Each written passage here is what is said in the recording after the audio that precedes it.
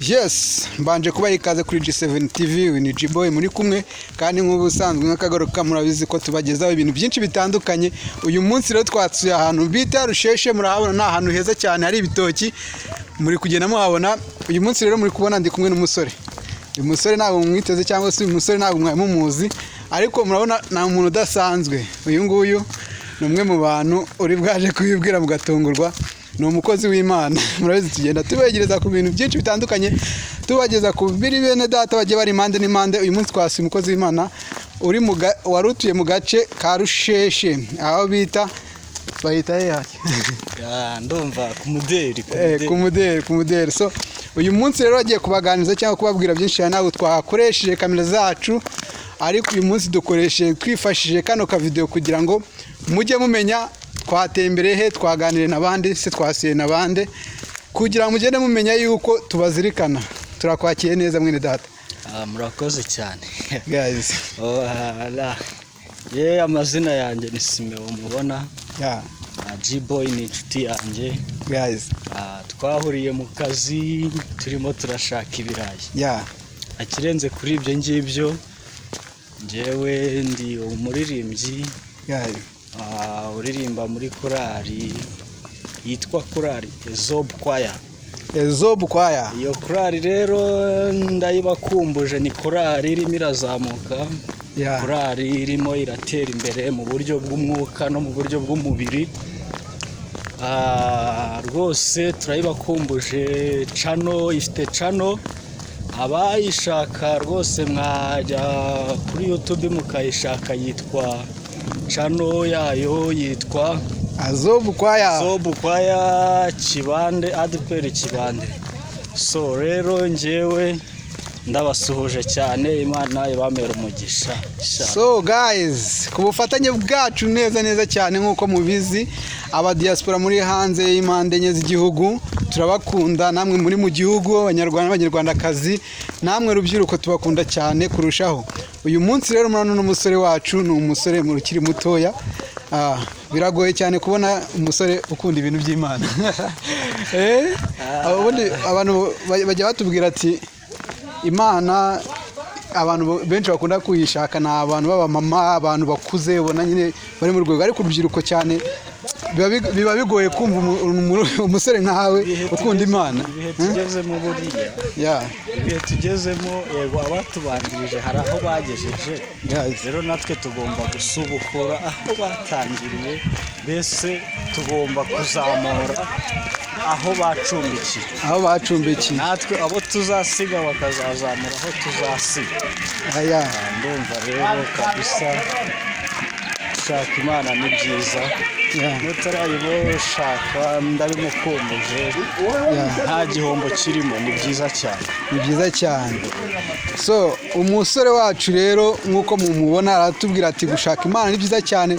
Ese kuva wenda wakinjira mu by'Imana ni igihe kishize kingana gite? Njyewe ndabyibuka nabatijwe 2016 mu kwezi kwa gatandatu, tariki 30 nabatirijwe paruwase yahoze ari Masaka, hano aho bita Biryogo. Mu Biryogo harani kuri 40 abenshi barahazi, kuri 40 n'ubu ni kuri Majerwa. Bameze neza cyane. Bameze neza cyane rwose. Biratorero kuzamuka byarabigoye, ariko ubu rimaze gushyika. Rimaze gushyika cyane. Nimwe mwaritangije? Oya. Nawe wakuze uri hasanga? Naje ndi hasanga. Urumva rero kuva 2016 kugeza amagingo aya ngaya ndakomeje. Ngendo ni rugari. Ngubu muri Ezob Choir ubahagarariye nk'iki? Murakoze cyane. Muri Ezob Choir icyo mbahagarariyemo njyewe ndi umucuranzi. Umwizeke nyine nkora kuri gitari bass na keyboard ariyo bita piano, no kuri drum. Ibyo ngibyo ndumva ari byo mbashije gukoramo, ariko no kuririmba ndaririmba. Nawe uraririmba? Izo mpano zose wumva zikurimo, wakuze zikurimo, wazitangiye gute? Tubwire urugendo rwawe nyine kuri korali. So rero ukuntu byatangiye, njye nakuze numva nkunze gucuranga, nkunze kuririmba, ariko igihe kigeze biba ngombwa ko ngaragaza ibindimo bikurimo muri korali, biba ngombwa ko baranyakira. Ngo bibaye ko banyakira, umurimo turawukomeza, ibintu bigenda neza kugeza amagingo aya ngaya, kandi urugendo turarukomeje. Ese ukiri umwana wakundaga ibintu bya music cyangwa ari wakundaga ibintu byo kuririmba? Byakurimo gute? Njyewe nakuze nkunda music, noneho icyo bita piano rwose umuntu wayicurangaga numvaga ari byiza cyane, noneho maje kugeramo rwose bindi nanjye ndavuga ati ibintu ngomba kubyiga nkabimenya, ngira umugisha ngenda amenyaho gake kuko nta muhanga wo muri uru rugendo, duhozaho twiga. Burya n'umuntu uvuga ngo arabizi ntabwo aba arakabimenya, kuko nta muhanga muri byo. Guys, inshuti za G7 TV rero murumva urugendo rw'uyu musore wacu watangiye ari mutoya cyane ku bijyanye na muzika, abikunda yabihaye umutima, kugeza aho yatangiye noneho kubigaragariza inshuti ze kugira ngo abone urwo rugendo rugere kure cyane.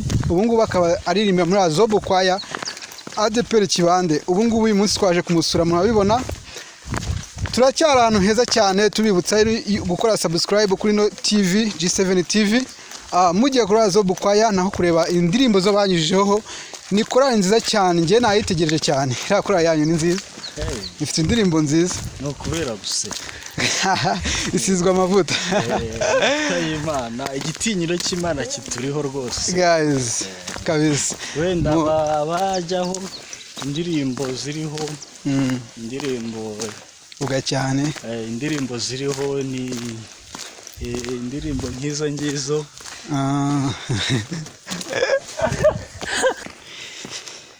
Nk'uko tugikomeje cyane kureba byiza bitatse mu murenge wa Masaka, cyangwa se byinshi bigezweho ku byo batugezaho, cyangwa se ku byo bahinze na ku ngano zabyo. Ushaka waza guhahira mu murenge wa Masaka, urabona yuko baba barahinze cyane insina rwose za kijyambere. Hari insina nziza, dore turimo turazinywa. Banyakiriye cyane, nabakunze cyane. Ushaka ibijumba byiza cyane waza kubireba hano, n'amasaka ndi kubona hano yeze. Ariko cyane cyane turibanda ku byadukurikiranye hano ku rugendo rwacu, cyangwa se ku byo twakurikiranye cyane ku rugendo rwacu rwa hano kuri G7 TV.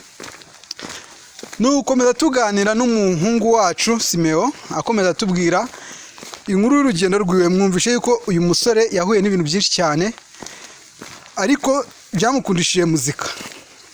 Yakunze muzika cyane kugezaho n'ubu ngubu muzika cyane akiriho, kandi agikomeje gukorera Imana ku muziki wiwe, agikomeza no gushishikariza urubyiruko ko bakunda Imana. So dukomeje cyane kuri Simeo, turakomeza tumuganize tunamubaza ibyiza bya Masaka. Se Masaka ni kavukire cyangwa waravukiye? Tuvuze kavukire, abantu benshi bahita bavuga ati kuvuga ngo turi bakavukire ntabwo tubikunda, ahubwo mujye muvuga mwarahatuye. Turajya tukubaze nimba aha ngaha ariho wavukiye cyangwa ariho gakondo y'iwanyu. So murakoze, ngerageza kuvuga cyane bakunda. Murakoze cyane, koko nibyo Masaka ni ahantu heza, nanjye nahumvaga gutyo se Masaka bimeze bite, ariko igihe cyarageze ndahagera. Njye wacu ni Iburengerazuba, aho bita Nyamasheke. Naho ngaho niho mu rugo, umurenge wa Kagano niho iwacu. So nibyo rero twavugaga, burya ukoreye Imana ntago yikorera amaboko, niko nabivuga. Imana ni nziza, ikora ibintu byinshi byiza kandi bitangaje. Nk'uko G-Boy arimo abivuga, koko nari umusore icyo gihe, ariko dore ubu ngubu ubu ni umugabo cyane yarasezeranye ubwo nyine ahise abwira b'abakobwa ntabwo za nkumi zimureba ati mwe mutuje. umugabo ufite abana babiri ubu ngubu ni Papa Gisa cyangwa se Papa Ansa. Ni ukuvuga ngo uyu mugabo wacu twakomeye tumwita umusore akatubabarire uyu munsi tumenye yuko ari umugabo kandi afite Papa Gisa na Papa Ansa, yitwa Papa Gisa na Papa Ansa. Ubwo n'abana babiri afite akaba afite umumama mwiza cyane wamubyariye abo bana. Uyu munsi mukamukorana umurimo w'Imana. Dukorana umurimo w'Imana rwose. Muririmba hamwe. Turirimba hamwe. Niyo muririmba hamwe mwumva mumeze muti. Cyane rwose abari byiza yafashe mikrofone aririmba soprano nziza cyane igezweho. Urumva nanjye ngashyiramo tenari. Urumva twebwe muri kino gihe iyo dufite akazi turi kumwe nabo tubana usanga harimo akantu kagafuhe. Nk'ubu ngubu wabwira gute nk'abantu bakorana akazi cyangwa se umurimo umwe n'abo bana? Uriya rero yego biragoye gusa aho byaba umurimo w'Imana ni uwo kwitonderwa.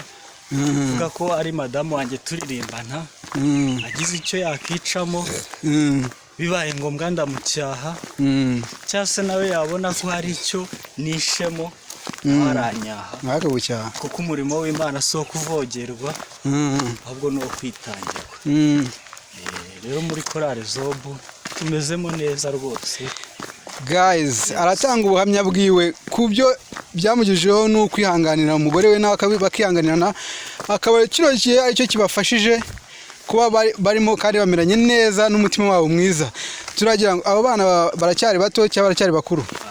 Mutoya afite amezi aruzuza amezi 3 ejo bundi. Baracyari batoya. Umukuru aruzuza imyaka 3 mu kwa 10. Rero murumva nanjye ndimo ndahinga. nawe uri kujya ubusaza. Ndimo ndaba ibyo bita mu mvugo z'imisi. Nawe uri kugana ubusaza. Ibyo nababwiraga korali Zobu aho igeze irimo atera imbere koko by'ukuri uburyo bw'umwuka no mu buryo bw'umubiri, kandi dukeneye n'abantu babashyigikira guys. Kuko burya iyo bundi baravuga ngo kugira inshuti ni iki, ni uko wambera inshuti nkakubera inshuti, mbese ahantu hose tugashyigikirana. Rero dusoza ari byo navugaga korali Zobu aho igeze, turimo turitegura gukora video, twakoze audio, tunafite n'urugendo rwo kujya Icyangugu aho bita za Bushekere. No kubashyigikira aho bita Urushekere ku muntu utuye Cyangugu, umuntu utuye Bushenge, umuntu utuye Bushekeri, aho hantu hafi umuntu haturiye azaba ariyo. Aho ngaho rwose Zobu kwaya izaba iriyo mu kwa 8 rwose tuzaba turiyo ku itariki zingahe? Tariki 28. Aho hantu nanjye nzaba ndiyo live. Guys, tuzaba tugiye gukora uyu murimo w'Imana. Twifuje korali yaho, natwe rero tubona ni ngombwa birakwiye. Guys, kuri G7 TV abayikunda namwe mutarakora subscribe ndabishimiye cyane kuko muri ingenzi kuba ukurikirana ibiganiro byacu cyangwa ugakurikirana ubutumwa bwiza bw'Imana bunyura kuri G7 TV, ukabona n'ibitaramo bijya biberaho live cyangwa se ukabona n'urugendo rukurikiyeho rw'abana b'urubyiruko baza gukoreraho ibiganiro. Ndagushimiye wowe ukomeje kubikurikirana, nawe urubonye iyi video ugahita unyarukira kuri Zobu kwaya ukayikurikirana. Ndagushimiye cyane. Zino saha rero tukaba turi kuzamuka hano, murumva twahagiye biradusaba kubanza kunywa.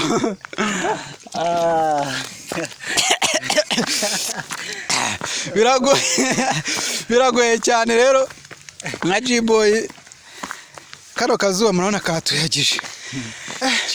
Byari bigoye hano hantu iwanyu harazamuka cyane, ariko ntabwo ari iwacu ni karitsiye oya kuko ubundi baravuga ngo igihugu cyacu kigizwe n'imisozi igihumbi. Imisozi igihumbi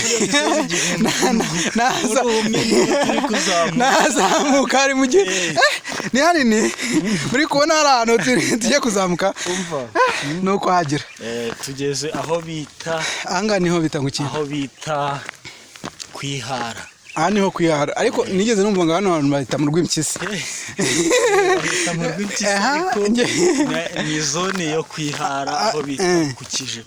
hari icyo uzi cyane mu Rw'impyisi ngo mbashe kuba nakubaza ku rugendo rwa mu Rw'impyisi utubwire impamvu bahise mu Rw'impyisi ndi kubona hakanganye aho ntabwo mbizi ntabwo nzi imva n'imvano yaho kuko nanjye naje masanga iryo zina ry'umurwa mu Rw'impyisi rero ntacyo narenzaho hagati aho ngaho. kuva igihe twagendeye rero ntabwo turahura n'abantu ndi kubona hano hantu hakanganye ariko nitugerageza tukabahura n'umuntu mukuru twaza kumubaza aha hantu impamvu bahise wenda mu Rw'impyisi kuko ndi kumva hano hantu hakanganye ndi kubona ahantu hari ibinogo hari ibikombe ariko ni heza cyane ndi kubona bamwe barahatura barimo barahatura cyakora kimwe cyo hazi nuko bacukura amabuye y'agaciro mo hasi hano mu gishanga buri harimo menshi cyane rwose ko u Rwanda ruteje abantu urashaka aba diaspora baze gushaka amabuye y'agaciro mu Rwanda bazaza bakareba none se bacukuramo byemewe n'amategeko byemewe n'amategeko rwose bakayacukura niyo mpamvu biriya bikombe byose birimo hariya biriya bikombe byose uri kubona biriya bisimu ni ibyo aho ngaho akoramo aho ngaho aha hantu rero ahantu ndabona ari heza noneho tugeze mu biti inshuti zacu ahantu ni sawa rwose guys inshuti zacu murabona tugeze ahantu heza cyane ho umuntu yaza akaruhukira agaturiza ariko hateye ubwoba ugira ubwoba ntago wahicara ariko njye ndi kumva noneho ngeze ahantu hari akayaga keza gahumura neza murumva nta n'urusaku noneho rugihari murumva haratuje hameze neza cyane ubu noneho muri kubona turi mu muhanda ariko wajyane mu nzu uyu ni umuhanda turimo ahantu bita mu Rw'impyisi ni muri Masaka mu murenge wa Masaka ahangaha rero bahita nk'umudugudu umudugudu ni Ruyaga aha ni mu mudugudu wa Ruyaga umudugudu wa Ruyaga akagari ka Gako Rusheshe twayivuyemo turi kwihuta nyamuneka duhakoresheje iminota 17 n'amasegonda 40 ubu rero urugendo rw'inahangaha tugiye kurusoreza ariko turashaka ukuntu turi bwaze kubona umuntu wa hano hafi tuze kumubaza cyangwa se tuzanagaruke uzadushakiye nk'umuntu mukuru tuzagaruke turebe umuntu w'inahangaha watubwira ibyo bya hano tubwire ukuntu hano mashyamba agiyeho tubwire impamvu bahise mu Rw'impyisi imba harabaga ibisamagwe byinshi ari impyisi nyinshi kuko ndi kubona hagombye kuba harimo bya bindi bya birombe byazo buriya izina niryo hantu ko nawe ukurikije uko wabona usibye ko baje kubikuraho ni hatari urumva rero niba baravuze ngo mu Rw'impyisi nawe uri umuntu mukuru uhita wijanisha abantu bagiye kwita mu Rw'impyisi bigenze bigaragara habaga impyisi nyinshi ni ukuri ariko n'abantu njya numva ko bavuga ko bazaga bahigiraga impyisi habaga n'ingeragere cyane dusoza rero mvaga nabagezaho indirimbo imwe ziri kuri YouTube yego nta kibazo indirimbo ya mbere ihagarariye izindi iravuga ngo bene data tugishaka ko mutamenya amakuba tutagishaka ko tumenya amakuba yatubayeho nta kibazo wayiturimbira live kuko hano hantu hasobora kuba hatuje nimba bitakubangamiye tukumva agace niyo kaba ari kamwe tugasoza urugendo rw'ikiganiro cyacu kugira ngo n'abandi bagiye babasha kubuza batubwire ibyo uko bameze cyangwa se bakore subscribe kuri G7 TV mu gukore subscribe ndaza kubashyiraho link y'urugendo rwa korali Azobu mubashe kuyibona sawa murakoze ndavuga ngo bene data nidushaka ko mutamenya amakuba yatubayeho nubwo twari turemerewe cyane kuruta uko twabitekerezaga, twarihebye turatinya, twabonaga ko ibyacu birangiye,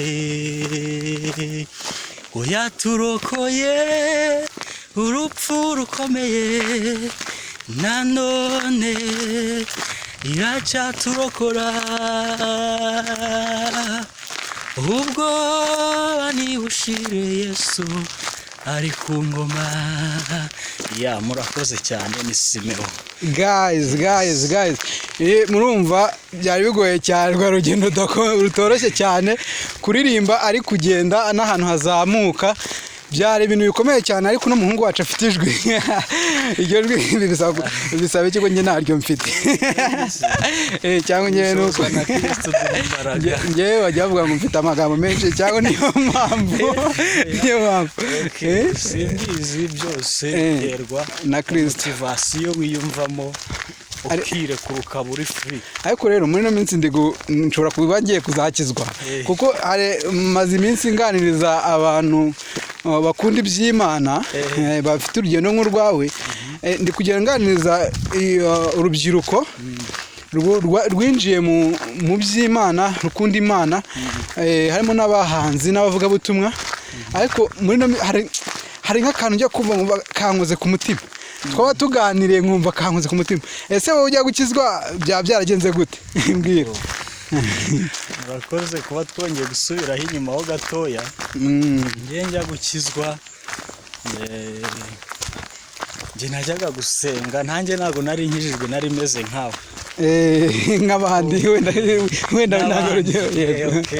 Rero njyewe nabonaga abantu njya gusenga numva ni byiza, ariko icyatumye njyayo ni ukubera mizike yaho, kuko njye nabyiyumvagamo, mizike yaho ikankurura, bintera kujya gusenga.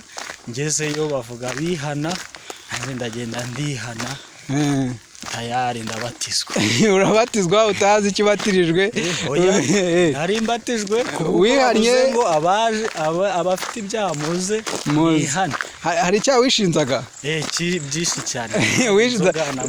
Wanywaga inzoga, naribaga, ibyo byose Yesu yarabiturokoye, ari nabwo natangiye mvuga ngo yaturokoye urupfu rukomeye. Noneho icyo umuntu cyose ashobora kunywa aba ari umupagani. Ubu nawe ndi kunywa kano, ubu nawe ndi umupagani. Iyo ni tuwiste. Wikamamariza tuwiste ntabwo yatwishyuye. Ubwo wakoze tuwiste nawe turamwamamarije, agomba kuzadushaka akatwishyura. Kubera wowe ukorera Imana wazavuga ati Imana yarabirangiye, yaramwamamarije. Ariko reka twongere tuguhe ikaze ukunda G7 TV hano.